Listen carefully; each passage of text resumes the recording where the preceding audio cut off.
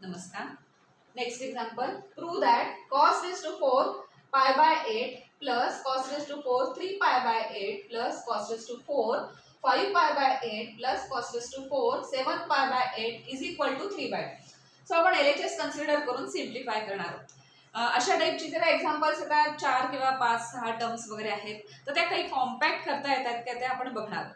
कारण इथे बघितलं तर आता सगळ्या कॉस्टचे जे काही अँगल आहेत ते सगळे डिफरंट आहेत. सो वेगवेगळे अँगल असतील तर ॲडिशन सबट्रॅक्शन पॉसिबल नसते.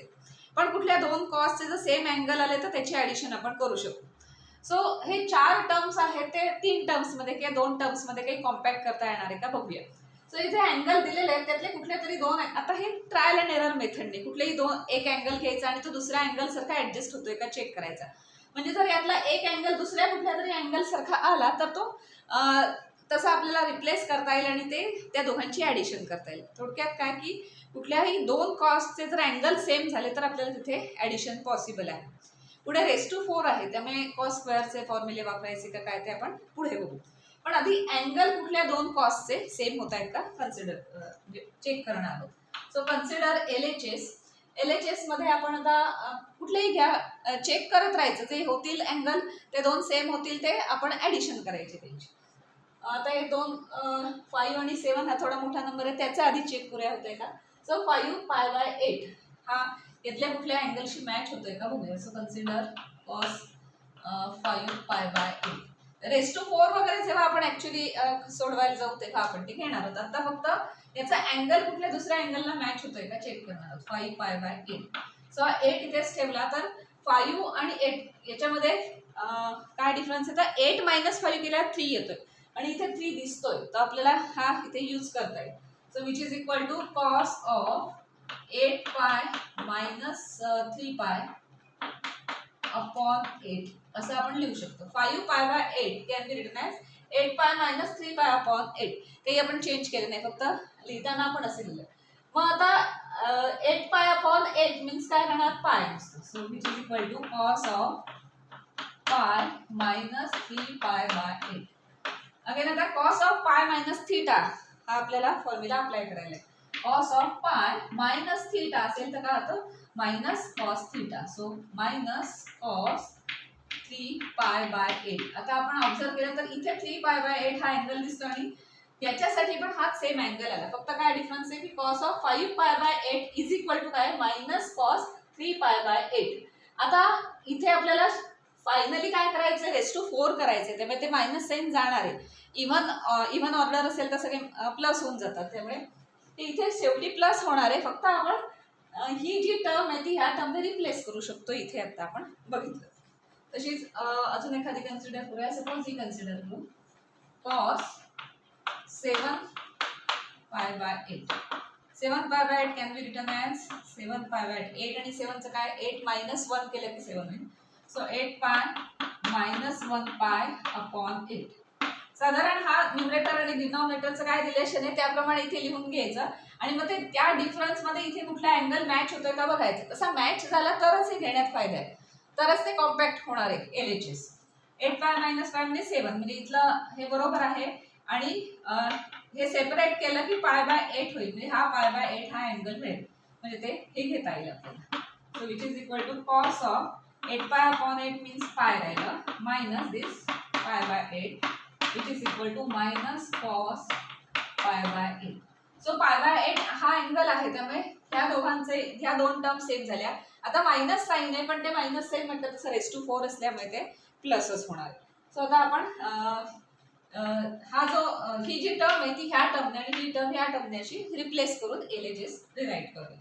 So LHS is equal to cos raise to 4 pi by 8 plus cos raise to 4 3 pi by 8 plus होणार कारण रेस टू 4 आहे ना त्यामुळे 5 पाय बाय 8 च्या प्लेसला काय लिहिणार आपण cos raise to 4 3 pi by 8 plus cos raise to 4 केलंय म्हणजे कसं cos अँगल रेस टू 4 ना त्यामुळे पॉझिटिव्ह झालं 5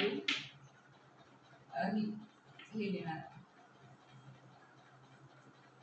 आता दोन अँगल सेम असतील तर आपण ॲडिशन करू शकतो. सो हा अँगल सेम आहे हा अँगल आणि हा angle same. So which is equal to 2 times cos raised to 4 pi by 8 plus this 2 times cos raised to 4 3 pi by 8. आता cos raised to 4 साठी काही डायरेक्ट फॉर्म्युले वगैरे आपल्याला माहिती नाहीत, त्यामुळे आपण cos स्क्वेअरचे फॉर्म्युले आपल्याला माहिती आहेत, तर ते अप्लाय करू शकतो. त्यामुळे cos raised to 4 आहे त्याला आपण स्क्वेअरचा स्क्वेअर असं आपण कन्सिडर करतो. तर ह्याच्यातून काय कॉमन येते? 2 कॉमन येते, तर ते बाहेर घेऊया. 2 इंटू ब्रॅकेट cos स्क्वेअर पाय बाय 8 ब्रॅकेट स्क्वेअर. सगळ्याचा कॉमन स्क्वेअर लिहायचा नाही, कारण ते काही एक्सपान्शन वगैरे नाही आहे इथे, तसं करता येणार नाही. सो cos रेस टू 4 आहे तेच लिहिलंय मी, पण cos स्क्वेअर स्क्वेअर असं लिहिलंय, कारण याचा फॉर्म्युला आपल्याला अप्लाय करता येईल. Plus cos 3 pi by 8 bracket square आणि ह्या 2 कॉमन काढलेल्या आहेत. सो cos स्क्वेअर पाय बाय 8 त्याचा square plus cos square 3 pi by 8 त्याचा square.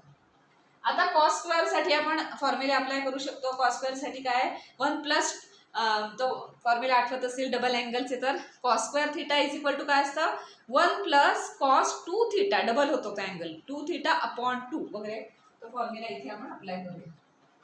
So we know that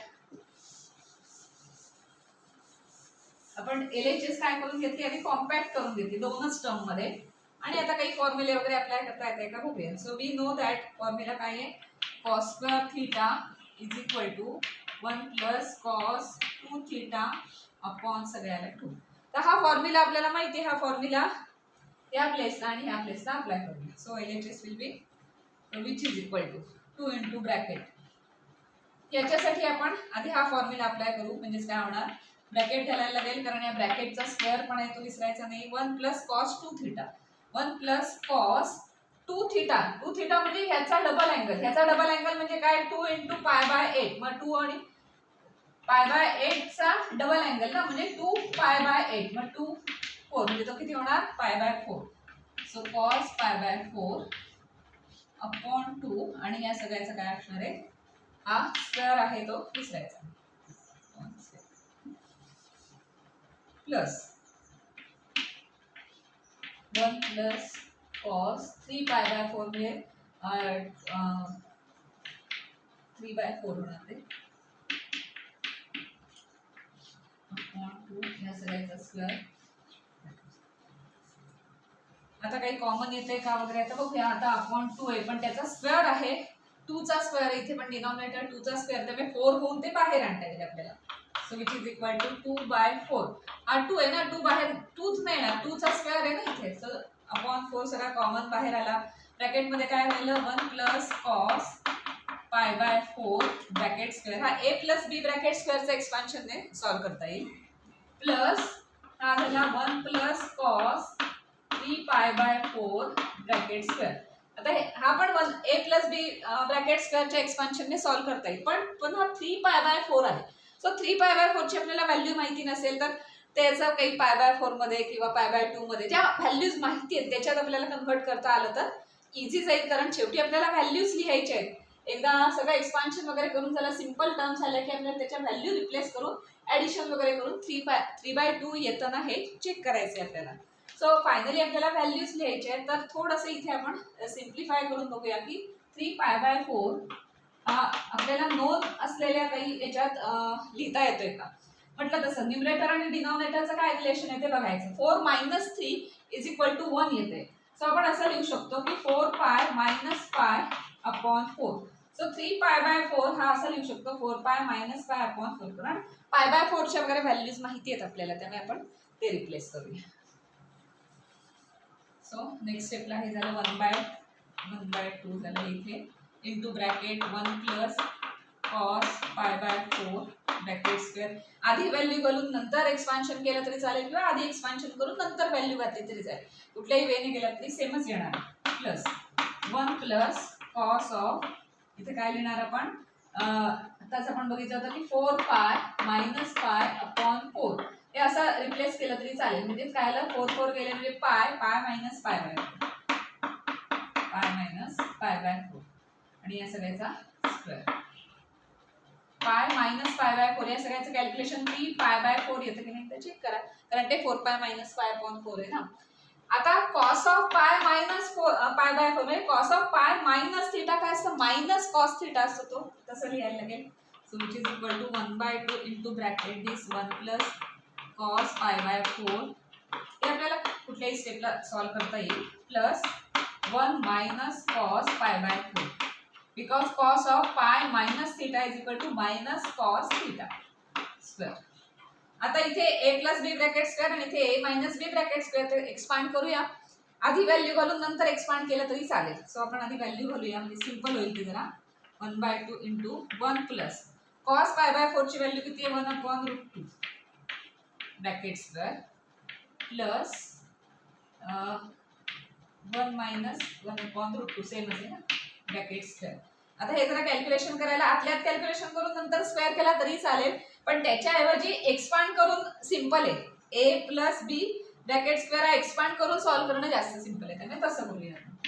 so 1/2 into bracket याचं एक्सपान्शन काय होणार 1 प्लस कारण 1 चा square plus 2 into this means 2 into 1/√2 plus 1/√2 चा स्क्वेअर मीन्स किती येतं 1/2. आता इथे प्लस साइन आहे आणि याचं एक्सपान्शन काय येणार 1 स्क्वेअर मीन्स 1 मायनस 2/√2 प्लस 1/2 1/√2 चा स्क्वेअर किती है ना a square plus 2ab plus b square आणि इथे a square minus 2ab plus b square असं एक्सपान्शन करून आपण ते घेतलंय. बघूया काय आहे ते व्हॅल्यू.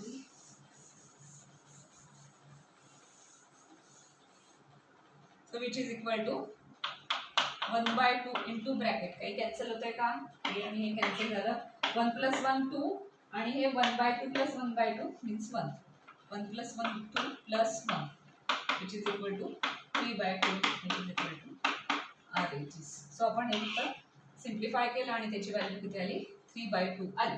थोडंसं कॉम्पॅक्ट करण्यासाठी सेम अँगल येतात का एकदा चेक करायचं म्हणजे मग आपल्याला ॲडिशन सबट्रॅक्शन पॉसिबल होते आणि मग कुठले काही फॉर्म्युले वगैरे अप्लाय करून आपण ते सॉल्व्ह करू शकतो.